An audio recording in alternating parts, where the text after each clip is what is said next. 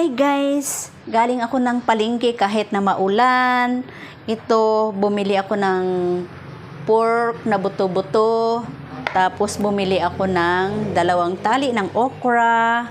Meron akong radish. Ayan. At saka meron akong 2 gabi na medyo malalaki. At saka 2 tali ng kangkong guys. Ayan, alam nyo kung anong lulutuin ko ay sinigang. Kaya masarap mag-ulam ng sinigang at saka mainit ang sabaw dahil maulan guys. Kaya ayan. Magluluto na ako guys.